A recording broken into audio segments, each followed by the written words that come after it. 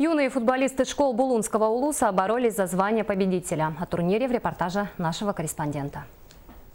В соревнованиях школьных команд, организованных отделом спорта при содействии Федерации футбола и детско-юношеской спортивной школы, приняли участие 6 команд школьников. Фактически параллельно в двух возрастных категориях состоялось 2 турнира. Команды 3 тексинских школ боролись за победу в споре учеников с 1 по 3 классы.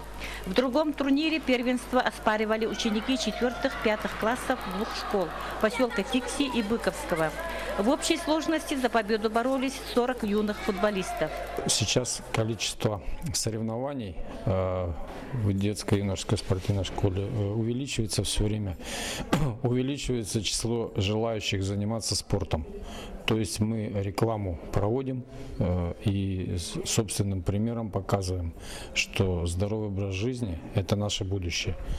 И здесь, в общем-то, большая роль тренерам принадлежит и учителям, и они совместно с нами единые программы осуществляют по развитию массового и детского спорта.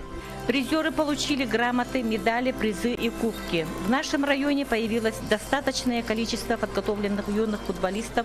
Число их постоянно растет, что способствует развитию массового спорта. Ольга Григорьева, Валерий Савельев, НВК Саха, Тикси.